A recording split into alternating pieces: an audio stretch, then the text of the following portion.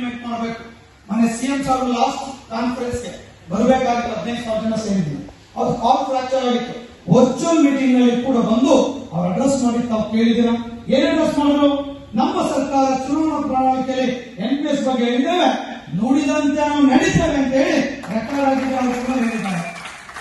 ಉಪಮುಖ್ಯಮಂತ್ರಿಗಳು DK Shivakumar sir ಹೇಳಿದ್ದಾರೆ, ನೀವು NPS OPS ಎಲ್ಲ ಗೊತ್ತು, ನಾವು ಮಾತು ಕೊಟ್ಟಿದ್ದೇವೆ, ಮಾತು ಉಳಿಸ್ಕೊಳ್ತೇವೆ ಅನ್ನುವಂತ ಮಾತನ್ನ ಅವ್ರು ಕೂಡ ಹೇಳಿದ್ದಾರೆ. ಸೊ ಮುಗಿತಲ್ಲ, ಇಷ್ಟೇ ವಿಷಯ. ಸೊ ಇನ್ನ ಹತ್ತು ಸರ್ಕಾರಕ್ಕೆ ಸುಲಭವಾಗಿಲ್ಲ, ಬಟ್ ನಮಗೂ ವಿಶ್ವಾಸ ಇದೆ ಅವರು ಒಂದೇ ಒಳ್ಳೆ ಹಾದಿಯಲ್ಲಿ ಸಾಕ್ತಾ ಇದ್ದಾರೆ. ಬಹುಶಃ ಈ ಸರ್ಕಾರದ ಮನವೊಲಿಸಿ ಅವರ ವಿಶ್ವಾಸವನ್ನು ಗಳಿಸಿ 100ಕ್ಕೆ 100 ನಾವೆಲ್ಲ ಕಲೆಕ್ಟಿವ್ ಡಿಸಿಷನ್ ಇರೋಣ. ವಾಟ್ಸ್ಆಪ್ ಗಳನ್ನು ವಾಚ್ ಮಾಡಿ, ಇಲ್ಲಿ ವಾಟ್ಸ್ಆಪ್ ಇರೋಗಳು ಆಗ್ತಿದ್ದಾರೆ ಬಹಳ ಜನ, ಏನು ಮಾಡ್ತಾ ಇಲ್ಲ. ಈಗ ಗುಂಪಿದೆ, ಏನು ಅಕ್ಷರಗಳು NPS ಬಗ್ಗೆ ಮಾತಾಡ್ತಾ ಇಲ್ಲ, ಬೇಕೇ ಆಗಿಲ್ಲ. ಹಾಗೆ ಈಗ ಅವ್ರೇನ್ರಿ ಗೊತ್ತಿದೆ ನನ್ನ ಕಷ್ಟ, ನನಗೂ ಗೊತ್ತಿದೆ ಸ್ವಾಮಿ. ನಮ್ಮಲ್ಲೂ NPS ನೋಡ್ಕೊಂಡಿದ್ದಾರೆ. ನನ್ನ ತಮ್ಮ, ನನ್ನ ತಮ್ಮನ ಇಬ್ರು NPS. ಯಾಕೆ ಅವ್ರು OPS ಆಗ್ಬೇಕಂತ ಆಸೆ ಇರಲ್ವ ನನಗೆ? ಆಗುದಿಲ್ಲ ಅಂದ್ರೆ ನನಗೂ ಇದೆ ರೀ. ಯಾಕೆ ನಿಮಗ್ ಸಿಕ್ಕಂದ್ರೆ ನನಗ್ ಸಿಕ್ಕಂಗಲ್ಲ. ಬಟ್ ಆದ್ರೆ ಬಹಳ ಜನ ಯುವಕರಿದ್ದೀರಾ, ಬಹಳ ಜನ ದಾರಿ ತಪ್ಪೋರು ನಮ್ಮ ಮಧ್ಯೆ ಇದ್ದಾರೆ, ದಾರಿ ತಪ್ಪಿಸೋರು ಕೂಡ ನಾಯಕರು ನಮ್ಮ ಮಧ್ಯೆ ಇದ್ದಾರೆ. ಮೊನ್ನೆ ನಡೆದಂತ ಚುನಾವಣೆ ಒಂದು ಜಲ ಕೇಳ್ತಾನೆ, NPS ನೌಕರರು ಕಳೆದ 19 ಚುನಾವಣೆ ನಿಂತಾಗ ಬಹಳಷ್ಟು ಜನ NPS ನೌಕರನ್ನು ಕೈ ಜೋಡಿಸಿದ್ರು. ಆ ನಾಯಕ 25 ಓಟ್ ತಗೊಂಡ, 125 ಜನ NPS ಹುಡುಗರು ಗೆದ್ದಿದ್ರು. ಓಟ್ ಹಾಕ್ಲಿಲ್ಲ ಆತನಿಗೆ. ಆತದ ಒಂದು ಪೀಕ್ ಲೆವೆಲ್ ಇದೆ. ಇವತ್ತು ಆತನ ಇಲ್ಲಿಲ್ಲ, ಸಂಘ ಸದಸ್ಯರೆಲ್ಲ ಕಿತ್ತಾಕಿದ್ರೆ ಅದು ಬೇರೆ ವಿಷಯ, ನಿಮ್ಗೆ ಗೊತ್ತಿದೆ. ಆದ್ರೆ ಚುನಾವಣೆಯನ್ನು ಸೋಲಿಸಬೇಕು ಅಂತ ಹೇಳಿ 2-3 ಲಕ್ಷ ರೂಪಾಯಿ ಹಣ ಕೊಟ್ಟು NPS ನೌಕರನ್ನ ಪ್ರೊಲ್ಯೂಟ್ ಮಾಡುವಂತ ಕೆಲಸವನ್ನ ಈ ಚುನಾವಣೆಯಲ್ಲಿ ಮಾಡೋದು. ಡೆಮೋಕ್ರಸಿ ಎಲ್ಲಿತ್ತು, ನೈತಿಕತೆ ಎಲ್ಲಿತ್ತು, NPS OPS ಮಾಡಬೇಕು ಅಂತ ಹೇಳಿ ನನ್ನ ಹತ್ರ ಬಂದು ಕೇಳುವಂತ NPS ಹುಡುಗರು ಹೇಳಿ ಬೆಳೆಸ್ತಾನೆ. ಒಂದೊಮ್ಮೆ ಆತ್ಮಾವಲೋಕನ ಮಾಡ್ತಾರೆ, ಎಲ್ಲೊಮ್ಮೆ ಕ್ಷಣಿಕ ಆಸೆಗಾಗಿ, ಕ್ಷಣಿಕ ಹಣದ ಆಸೆಗಾಗಿ ತಮ್ಮ ಬದುಕನ್ನ, ತಮ್ಮ ಕುಟುಂಬವನ್ನ ಮಾಡಿಕೊಳ್ಳುವಂತ ಕೆಲಸವನ್ನ ಕೆಲವು ಚುನಾಯಿತ NPS ನೌಕರರು ಒಬ್ಬ ದೊಡ್ಡ ನಾಯಕ ಅನ್ನುವಂತ ಹೇಳಿಕೊಳ್ಳುವಂತ ವ್ಯಕ್ತಿಯ ವ್ಯವಸ್ಥೆಯ ಷಡ್ಯಂತ್ರಕ್ಕೆ ಬಲಿಯಾದ್ರಲ್ಲ, ಅದು ಅತ್ಯಂತ ನೋವಿನ.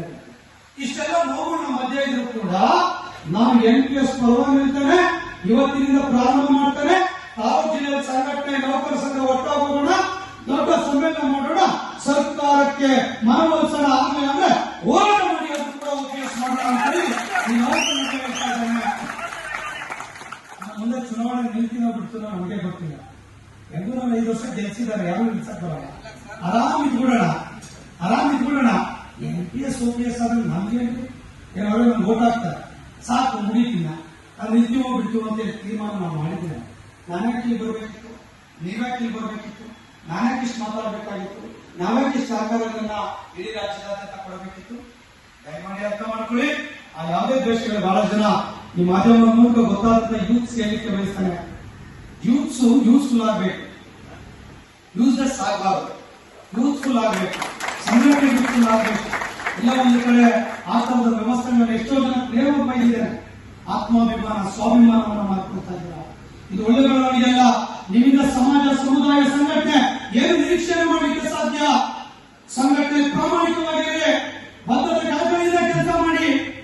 ನೀವು ಸಂಘಟನೆ ಬೆಳೀತೀರಾ, ನ್ಯಾಯ ಸಿಗುತ್ತೆ. ಅನೇಕ ಕುಟುಂಬಗಳು ಸಂಘಟನೆಗಳಿದ್ದಾವೆ, ಖಂಡಿತ ಒಳ್ಳೆ ಕೆಲಸ ಮಾಡಿ ಅಂತ ಹೇಳಿ ಬಹಳ ಜನ ಕೇಳಿದ್ದೇನೆ.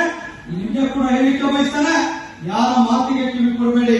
ನಿಮ್ಮ ದಾರಿ ಒಂದೇ, NPS OPS ಆಗ್ಬೇಕಷ್ಟೇ, ಬೇರೆ ಏನೂ ಅಜೆಂಡಗಳಿಲ್ಲ. ನಿಮ್ಮ ನಾಯಕರು, ನಿಮ್ಮ ಸಂಘಟನೆ ಮೇಲೆ ವಿಶ್ವಾಸ ಇದೆ. ಅದೆಲ್ಲದಕ್ಕಿಂತ ರಾಜ್ಯ ಸರ್ಕಾರಿ ನೌಕರ ಸಂಘಕ್ಕೆ 105 ವರ್ಷಗಳ ಇತಿಹಾಸ ಇದೆ. ಆ ಸಂಘಟನೆ ಸಹಕಾರ ಇದೆ ಅಂತ ಹೇಳಿ ತಾವು ಮನಸ್ಸಲ್ಲಿ ಅನ್ಕೊಳ್ಳಿ.